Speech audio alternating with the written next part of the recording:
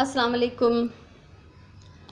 हिनमहिल ताईं मां कुझु कुकिंग जी वीडियोस ठाहियूं आहिनि, कुझु क्राफ्ट सेखारिया आहिनि ऐं हिकिड़ी ॿ मुंहिंजी डेकोरेशन जी, घर जी डेकोरेशन जी वीडियो आहे।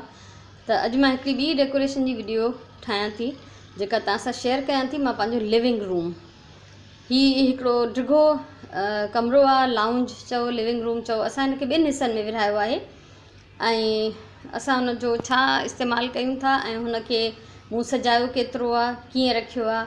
ऐं हिकिड़ी ॻाल्हि इहा त हीउ असांजो आहे रेंट जो घरु आहे, रेंट जो फ्लैट आहे। सो पर जिते असां रहंदा आहियूं उहो ई असांजो घरु हूंदो आहे। इन लाइ मूं कोशिशि करे हिनखे कुझु न कुझु सजाइण जी थोरी घणी महिनत कई आहे। ऐं हिन में कुझु शयूं आहिनि जेके मुंहिंजे हथ जूं ठहियल आहिनि या असांजूं पंहिंजूं हथ जूं ठहियल आहिनि, मुंहिंजी फैमिली जूं, त उहे बि मां तव्हां सां ज़रूरु शेयर कंदसि। सो हींअर असां अच्छा, उर्दू बोलने वाले जो मेरी फ्रेंड्स हैं, जो व्यूअर्स हैं, उनके लिए ये मैं आज अपना लिविंग रूम शेयर कर रही हूँ। और उसमें जो भी चीज़ें हमारी हाथ से बनाई हुई हैं, हमारी फैमिली के किसी भी मेंबर की, तो वो भी मैं आपके साथ शेयर करूँगी। सभिनी खां पहिरियों मां जिते बीठी आहियां, ही किचन जो दरवाज़ो आहे जिते मां बीठी आहियां। मां असां एंटर थींदा आहियूं पंहिंजे लाउंज में। हिन भिति ते ही मिरर लॻल आहे। ही मिरर मूं ठाहियो आहे पाण, ऐं हिन जे हेठां मूं जेको आहे ही मिरर जो पीस मूं शॉप तां हिकिड़े हार्डबोर्ड ते लॻारायो। ऐं ही जेके काठियूं आहिनि रफ किनारनि सां कटियल, इहे मूं पाण कटे हिन जी चौधारी लॻायूं आहिनि। हीउ मुंहिंजो ॾाढो फेवरेट आहे। ऐं मेरो थिए थो अक्सर मिटी पइजी वञे थी, त हिकिड़ो पुराणो शेविंग ब्रश मां रखियो आहे जंहिंसां मां हिनखे साफ़ु कंदी आहियां ऐं हिनखे थोरी घणी मां फर्नीचर पॉलिश या कॾहिं वॉर्निश हणी छॾींदी आहियां, छो त ही मूं ॾाढी महिनत सां ठाहियो। काठियूं कटणु मुंहिंजे लाइ तमामु ॾुखियो। ये मिरर मैंने खुद बनाया है। मिरर हार्डबोर्ड के एक सर्किल पीस पे मैंने शॉप से लगवाया था और उसके ऊपर ये लकड़ियाँ काट के मैंने चारों तरफ इसके लगाई हैं। तो ये बहुत अच्छा लगता है और मुझे तो ज़ाहिर पसंद है, इसलिए मैंने लगाया है और मेरे घर आने वालों को भी सबको बहुत अच्छा लगता है। तो आगे चलते हैं। हाणे ही ॾिसो, हिन भिति ते ही हिकिड़ो फ़ोटो फ्रेम आहे, हिकिड़ो न बल्कि 5 फ़ोटो फ्रेम आहिनि ऐं ही नंढा नंढा हुया। इन लाइ मूंखे मुनासिबु न पियो लॻे त मां भिति में इलाही सारा सुराख कढां। सो मूं हिननि खे हिकिड़ी लड़ी में जेको आहे पिरोए छॾियो आहे, त जीअं मूंखे मथे हिकिड़ो ई कोको हणिणो पए। हे ॾाढे काफ़ी साल पहिरियों जो आहे, हिन में मुंहिंजे ॿारनि जूं ऐं असांजूं नंढे हूंदे जूं ई पुराणियूं तस्वीरूं हिननि जूं ॿारनि जूं लॻियल आहिनि। त हिनखे मूं छा कयो आहे, हीउ ॾिसो, हिन जे पोयां ही फ्रेम्स मूं हिकिड़ी सुतली हई आहे ऐं हुन सुतलीअ ते रखी हिननि खे चिंबड़ायो आहे ऐं कपिड़े सां हिननि खे मां सिक्योर कयो आहे, सुतलीअ पीसिस खे। ऐं विच में जेको गैप ॾिनो आहे उन में मां ही रंगीन जेके असां मैक्रामे में मोती यूज़ कंदा आहियूं उहे हया आहिनि ऐं एंड में वरी मां हिकिड़ो हिनखे गंढ ॾेई ऐं थोड़ो डिज़ाइन ठाहे छॾियो आहे। तो ये 5 फ्रेम थे जिनको मैंने बजाय इसके कि मैं दीवार में 5 कीलें लगाऊं, मैंने 1 कील लगाई है और मैंने इनको एक ही साथ एक सुतली पे लगा दिया है, उसके बीच में मोती डाले ताकि ये जो है वो एक ही कील में एक साथ सारे लग जाएं। उन खां पोइ असां अचूं था, ही किचन जे दरवाज़े जे भरिसां हिकिड़ो नंढिड़ो फ्रिज पियल आहे ऐं इन फ्रिज जे मथां कुझु डेकोरेशन जूं शयूं आहिनि। मूंखे नंढियूं नंढियूं शयूं वठण जो हमेशह खां ॾाढो शौक़ु आहे, त जिते बि नज़र ईंदो आहे मां कपिड़ा न वठंदी आहियां। कपिड़ा वठणु वञा ऐं का डेकोरेशन जी शइ नज़र अचे त मां उहा वठी ईंदी आहियां, इहो मुंहिंजो शौक़ु आहे। ऐं ही पोयां भिति ते फ्रेम्स आहिनि। ये फ्रेम्स आप लोग देख रहे हैं, ये मेरे और मेरी बेटी के बनाए हुए हैं। ही सभिनी खां पहिरियों जेको वॾो फ्रेम विच में आहे ऐं हिन ते तव्हां ॾिसी सघंदव द होम मेकर। ही एम्ब्रॉयडरी कयो आहे मूं मार्च 1996 में, ठीकु आहे। त हिन में हिकिड़ी अहिड़ी माई ॾेखारियल आहे जेका पंहिंजे घर जा सभु कम करे थी ऐं पंहिंजी इबादत ते बि वञे थी। ऐं मूंखे हिन सां फ़र्क़ु नथो पए त हीअ कहिड़े इबादत ते थी वञे, पर हीअ हिकिड़ी औरत आहे सुघड़ सलीकामंद जेका हिन दुनिया सां ऐं पंहिंजे मज़हब सां बि सची आहे। ऐं हीअ नंढा फ्रेम साइड में लॻल आहिनि, इहे मुंहिंजी धीअ जा ठहियल आहिनि। हीअ तव्हां ॾिसी सघंदव, थोरी रिफ्लेक्शन थो थिए लाइट जो। त ईअं ई असां वटि ही 7 जी तादाद में फ्रेम्स आहिनि जेके अक्सर असां चेंज कंदा रहंदा आहियूं। ऐं जीअं त असां हिते रेंट जे घर में था रहूं, त जेको सॼो ज़ख़ीरो आहे मुंहिंजो फ्रेम्स जो, उहो मां पंहिंजे घर में लॉक करे आई आहियां, जेको असांजो पंहिंजो ज़ाती घरु आहे।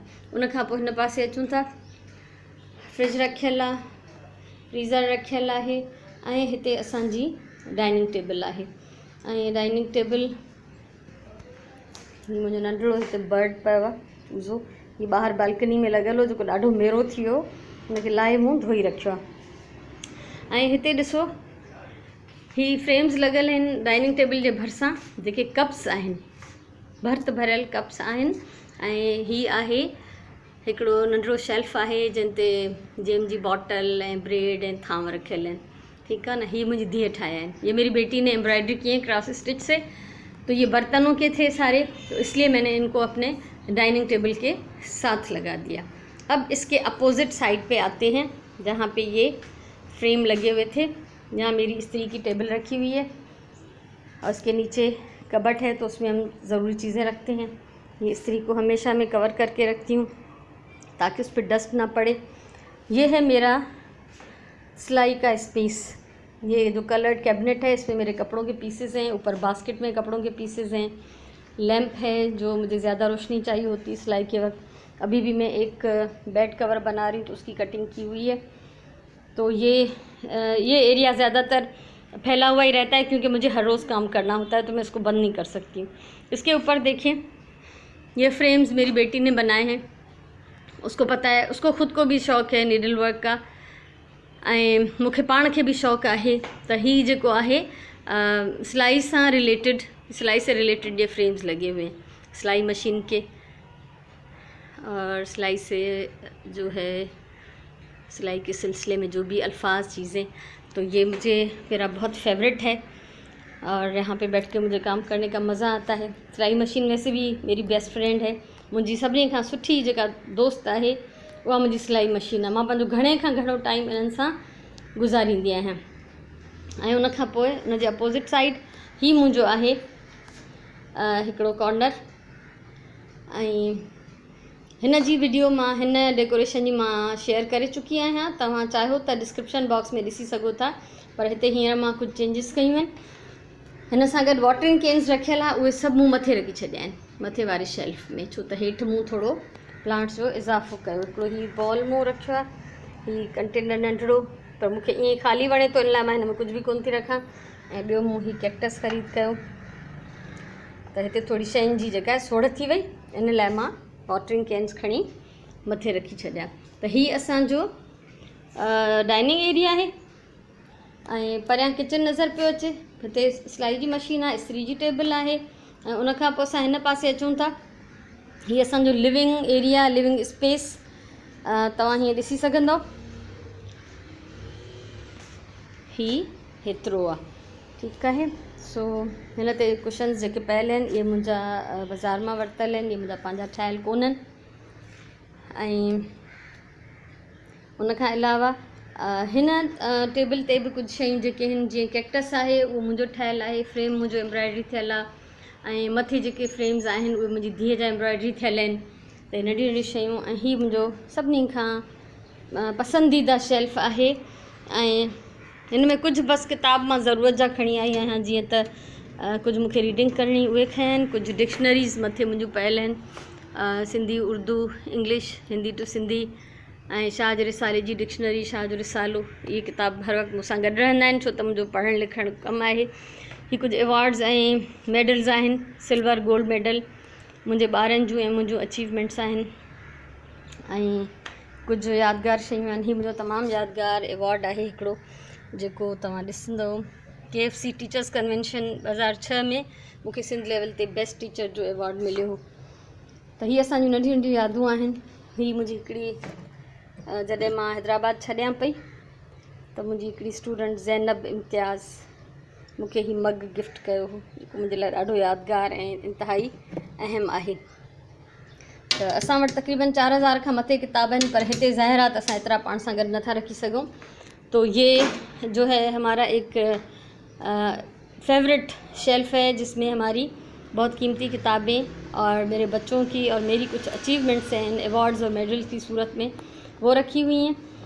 उसके साथ एक छोटी सी टेबल है,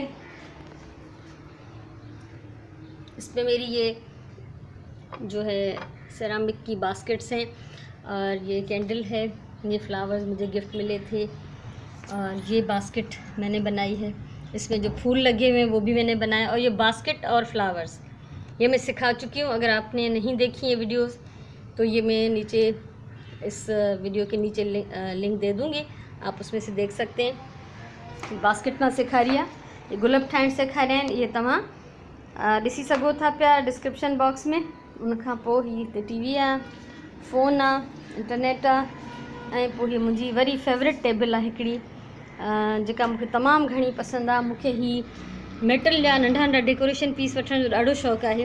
हीअ के हिकु ॾींहं में न आहिनि वरितल, ये मुख्तलिफ़ वक्तन पे वर्ता है। ये जो डेकोरेशन पीसेस है ये मैंने जमा किए हैं अलग अलग वक्तों पे, जहाँ पे मुझे कोई छोटी चीज़ जो मेरी पहुँच में भी हो ख़रीदने, वो मैं ले लेती हूँ। इनको पॉलिश करने का भी मैं एक वीडियो बना के शेयर कर चुकी हूँ, अगर किसी को देखना हो तो वो लिंक नीचे इस वीडियो के नीचे मैं दे रही हूँ, वो आप देख लें। उन खां पोइ ही आहे आर्टिफिशियल प्लांट आहे, पर मूंखे ॾाढो वणियो पए। गुल पन मूंखे स्पेशली पन मूंखे अलाए छो सावक ॾाढी वणंदी आहे। गुलनि सां एतिरो ख़ासि न आहे मुंहिंजो जेतिरो पननि सां आहे। ऐं उन खां पोइ ॾिसो हीअ बॉटल मूं पेंट कई हुई। हीअ बॉटल मूंखे दवा मिली कोई टॉनिक, तो मूंखे हिन जो शेप वणियो तो मां हिन ते लाइट ब्राउन सां ही सजा पेंट कया। ये मैंने खुद पेंट की थी कभी प्लांट। अच्छा, इसके नीचे जो मैट बिछा हुआ है, नंढड़ो राउंड मैट, इन ते एम्ब्रॉयडरी मां कई आहे, ऐं जेके आर लॻल आहे क्रोशे थियल आहे उहो मुंहिंजी मदर इन लॉ कयो। उहा हींअर दुनिया में ना आहे, पर मां ये शयूं ॾाढियूं संभाले रखंदी आहियां। ये मेरी सास ने बनाया था क्रोशे, और इस पर कढ़ाई मैंने खुद की है, एम्ब्रॉयडरी मेरी की हुई है। ये चीज़ें मुझे बहुत प्यारी हैं, बड़ी संभाल के मैं इनको इस्तेमाल करती हूँ। उसके बाद ये बाहर बालकनी है, बाहर मेरा फेरी गार्डन और दूसरे प्लांट्स नज़र आ रहे हैं। फिर इस तरफ आते हैं, हिते ॾिसो ये नंढी नंढी डेकोरेशन जी शयूं। मनी प्लांट मुंहिंजो इंतहाई पसंदीदा प्लांट आहे, ऐं अहिड़ो ई ब्राउन एम्ब्रॉयडर्ड ऐं क्रोशे थियल मैट हिते बि विछायल आहे। इहो बि मुंहिंजो ऐं मुंहिंजी सस जो गॾियल कमु आहे। हीअ नंढियूं नंढियूं डेकोरेशन जी शयूं आहिनि। हीअ नंढिड़ो क्रोशे जो जेको मैट आहे इहो मां बाज़ार मां वरितो हुयो। उनखां पोइ हिते कुशन्स आहिनि, मां पाणी सिबंदी आहियां। हीअ त ख़ैर चेक आहे, प्रिंट आहे, पर हीअ जेको आहे ब्लैक एंड वाइट, हीअ मूं पाण ठाहियो आहे। तव्हां ॾिसंदा हीअ नंढा नंढा ब्लैक एंड वाइट पीसिस जोड़े, त हीअ चेस बोर्ड जो डिज़ाइन शतरंज जो इहो मूं ठाहियो आहे। ऐं हिन पासे बि सेम कुशन आहिनि। ऐं हिते मथे ॾिसो, हिनखे मां पंहिंजो शाहकार सम्झंदी आहियां।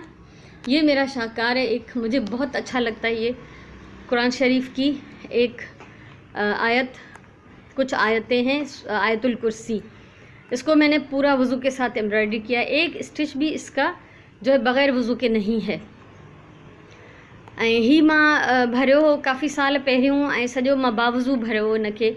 ऐं उनखां पोइ जॾहिं ही कंप्लीट थी वियो त मां कुरान शरीफ़ सां हिन जूं ज़ेरूं ज़बरूं शद मद आराब सॼा चेक करे ऐं पोइ फाइनली मां हिनखे फ्रेम करायो। त हीउ मुंहिंजो तमामु पसंदीदा आहे।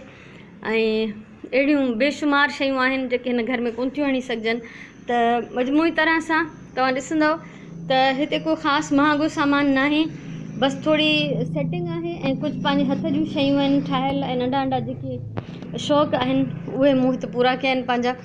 ऐं हीअ हिन जो ओवरऑल हिन पासे खां लुक आहे। त मूंखे उमेदु आहे त तव्हांखे कुझु न कुझु हिन मां सिखण लाइ मिलियो हूंदो। शायदि कंहिंखे घर सजाइण जो शौक़ु थिए या हथ जे कमनि जो शौक़ु थिए। त अगरि तव्हांखे हीअ वीडियो सुठी लॻी हुजे त तव्हां शेयर बि कयो, कमेंट कयो, कुझु पुछिणो हुजेव, कुझु वणियो हुजे, कुझु न वणियो हुजे, तॾहिं बि तव्हां मूंखे ॿुधाए सघो था। और मूंखे उम्मीद है तो तव्हां हिन जो रिस्पॉन्स मुझे ज़रूर ॾींदव। और आप लोगों को अगर ये वीडियो अच्छी लगी हो तो आप इसको शेयर करें, कमेंट करें, लाइक करें और मेरा चैनल सब्सक्राइब करें। फ्यूचर में अगर मैं आपके साथ जो कुछ और शेयर करना चाहती हूँ, अगर आप सब्सक्राइब करेंगे तो वो आइंदा भी आपको जो है वो आसानी से वीडियोस देखने को मिल जाएंगी। और यहाँ पे एक मेरा क्लॉक लगा हुआ है, एक आम सी चीज़ है लेकिन ये बहुत ख़ासुल ख़ास है। ये क्लॉक कोई 3 दफ़ा टूट चुका है गिर के। बच्चे मेरे जब बहुत छोटे थे, उनको अकल भी नहीं थी, वो बॉल से खेलते थे तो इसको बॉल लगने से ये टूट चुका है। और इसको मैंने 3 दफ़ा शीशा मैंने इसका दोबारा लगवाया। लेकिन इस कदर परफेक्ट टाइम देता है कि मैं किसी और पे जो भरोसा ही नहीं करती सिवाय इस क्लॉक के। भले मोबाइल फ़ोन का ज़माना है, हर एक के हाथ में है एक क्लॉक, लेकिन मैं इसी पे ट्रस्ट करती हूँ। तो मुझे उम्मीद है ये आपको अच्छा लगा होगा सब कुछ। कि न भी लगा हो तो आप मुझे बता सकते हैं। ठीक है। सो अल्लाह सी तव्हां ख़ुशि रखे, पंहिंजे टाइम खे सुठनि कमनि में इस्तेमालु कयो ऐं पंहिंजो वक़्तु ज़ाया न कयो, पंहिंजी ॿोलीअ सां प्यारु कयो, पंहिंजो घर सजायो, साफ़ु रखो, पंहिंजे वक़्त जो सही इस्तेमालु कयो। अल्लाह साईं तव्हां ख़ुशि रखे। वरी कंहिं ॿी वीडियो सां मिलंदासीं, तेसिताईं गॾु आहियूं। अल्लाह भाई।